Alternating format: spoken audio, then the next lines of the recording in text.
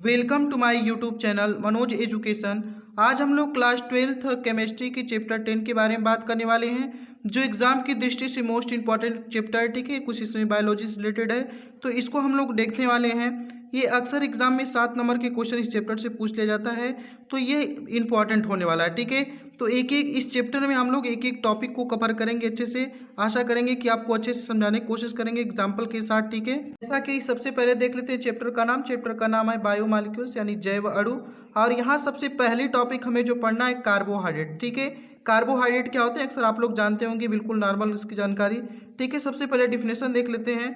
Carbohydrate एक ऐसे polyhydroxy यौगिक होते हैं जिनमें एल्डिहाइड तथा कीटोनिक समूह उपस्थित होता है। ठीक है, कैसे होते हैं? पॉलीहाइड्रोक्सिक यौगिक होते हैं जो जिसमें क्या होता है, एल्डिहाइड व कीटोनिक समूह उपस्थित होता है। ये कार्बन, हाइड्रोजन तथा ऑक्सीजन परमाणुओं से मिलकर बने होते हैं। ये पौधे व जंतुओं में पाए जाते हैं। ठीक है, कहाँ पाए जाते हैं? पौधे व जंतुओं में पाए। अगर हम अमाउंट की बात कर लें इनकी, तो सबसे ज़्यादा अमाउंट चावल में देखा जाता है, 96% पाए जाते हैं। ठीक है, ये बॉडी को एनर्जी भी प्रदान करने का काम करते हैं। ठीक है, आशा करते हैं कि आपको ये कंप्लीट रूप से अच्छे से आ गया होगा कार्बोहाइड्रेट। ठीक है, अब अगला टॉपिक हम देख लेते हैं इसकी क्लासिफिकेशन के बारे में। अब यहाँ पे हमारी सेकेंड टॉपिक होने वाली है कार्बोहाइड्रेट का वर्गीकरण यानी क्लासिफिकेशन ऑफ कार्बोहाइड्रेट। ठीक है, भौतिक गुणों के आधार पर कार्बोहाइड्रेट कितने प्रकार के होते हैं? 2 प्रकार के होते हैं। पहला होता है शर्करा और अशर्करा। शर्करा की बात कर लेते हैं।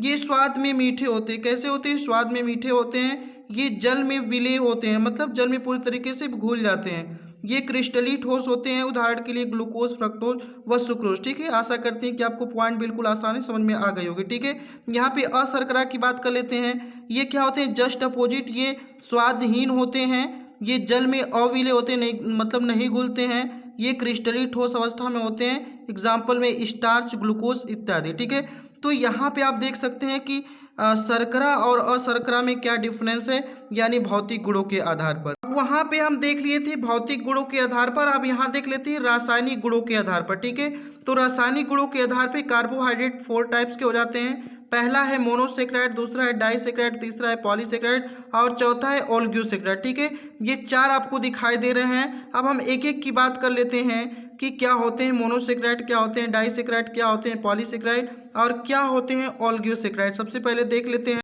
अब यहाँ पे सबसे फर्स्ट हो जाता है मोनोसेक्राइड। देखिए, मोनोसेक्राइड, डाइसेक्राइड, पॉलीसेक्राइड पढ़ाने से पहले बता दें कि मोनोसेक्राइड में 1 शुगर मॉलिक्यूल्स पाए जाते हैं, जबकि डाइसेक्राइड में 2 शुगर मॉलिक्यूल्स पाए जाते हैं, जबकि पॉलीसेक्राइड में 3 से 10 शुगर मॉलिक्यूल्स पाए जाते हैं, जबकि ओलिगोसेक्राइड में मोर देन 10 होते हैं। ठीक है, तो इसमें आप कंफ्यूजन ना आइएगा। यहाँ पे देख लेते हैं सबसे पहले मोनोसेक्राइड। मोनोसेक्राइड का डिफिनेशन कुछ इस प्रकार से हो जाता है।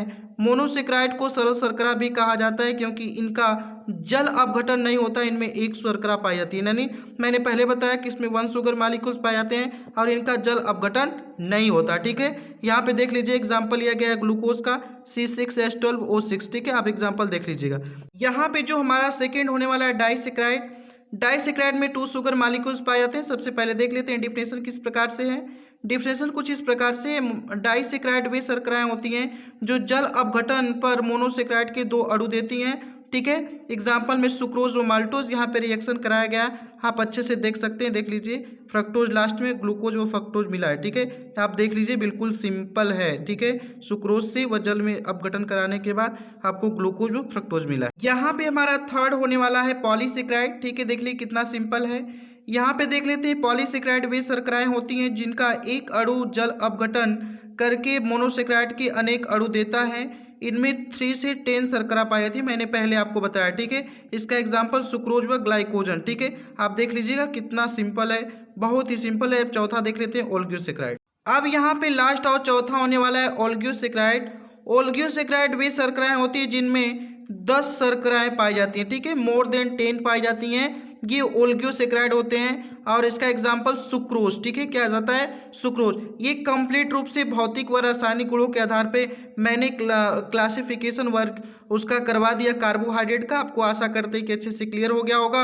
अब हम लोग देखने वाले हैं मॉलिस परीक्षण। ये वेरी वेरी इंपॉर्टेंट है, देख लेते हैं क्या होते हैं इनके फंक्शन, कैसे इस किसी उपयोग में लिया जाता है। ठीक है, मॉलिस परीक्षण पढ़ाने से पहले मैं बता दूं कि इनका उपयोग हमेशा देखा जाता है कि किस चीज़ में कार्बोहाइड्रेट उपस्थित है, उसको पता करने के लिए इसका परीक्षण किया जाता है, ये बहुत ही इंपॉर्टेंट है, अक्सर एग्जाम में पूछ लिया जाता है। ठीक है, आप देख लेते हैं सबसे पहले इसका इंट्रो क्या होता है, उसके बाद हम डिफिनेशन देखने के बाद देख लेंगे कि स्ट्रक्चर के रूप में कैसे इनका क्या कहता है। पहले विधि पढ़ लेते हैं। ठीक है, यहाँ पे विधि कुछ इस प्रकार से दिया गया है। इस परीक्षण के लिए किसी पदार्थ के जलीय विलयन में 2 मिली मॉलिस अभिकर्मक अल्फा मेथनॉल का एथिल एल्कोहल में 10% विलयन डालकर परख नली को बिना हिलाए बहुत सावधानी पूर्वक से परख नली को दीवार के सहारे बूंद बूंद करके सल्फ्यूरिक अम्ल डालने पर यह 2 परतों के बीच लाल या भूरे रंग का छल्ला बन जाता है। कुछ समय बाद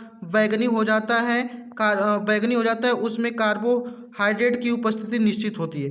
मतलब कह रहा है कि जहाँ पे वह बैंगनी होगा, जैसे ही वह बैंगनी हुआ तो उसमें पता चल जाएगा कि इसमें कार्बोहाइड्रेट उपस्थित है, तभी यह बैंगनी हुआ है। ठीक है, नहीं तो नहीं होता। ठीक है, तो यह विधि आपको पढ़ने से एक बार पढ़ लेंगे तभी आपको क्लियर हो जाएगा। बहुत सिंपल है, इसमें कुछ समझाने वाली चीज़ नहीं है। अभी हम फिगर आपको दिखा रहे हैं क्या क्या कैसे यूज किया जा रहा है। ठीक है, जैसा कि यहाँ आपको फिगर दिया है, H2SO4 यानी सल्फ्यूरिक अम्ल लिए हमने, एक परख नली लिया, 2 ml मॉलिस अभिकर्मक लिया जैसा कि आपको थ्योरी में बताया गया था, और यहाँ से 10% एल्कोहल। ठीक है, इसको मिक्सिंग करेंगे, जब वे बैंगनी रूप दे देगा, बैंगनी कलर दिखाई देगा, तब समझ जाएंगे कि इसमें क्या है, कार्बोहाइड्रेट उपस्थित है। यह विधि का उपयोग भी हमेशा अब किसके लिए उपयोग किया जाता है, कार्बोहाइड्रेट को पता करने के लिए। मैंने पहले आपको बताया। ठीक है, आशा करते हैं कि क्लियर हो गया होगा आपको। अब यहाँ पे हमारी नेक्स्ट टॉपिक होने वाली ग्लूकोज की निर्माण विधियाँ। ठीक है, सबसे पहले देख लेते हैं गन्ने की शर्करा के जल अपघटन। सबसे पहले डिफिनेशन देख लेते हैं कैसे किस प्रकार से हो रहा है कि तनु हाइड्रोक्लोरिक अम्ल की उपस्थिति में गन्ने की शर्करा का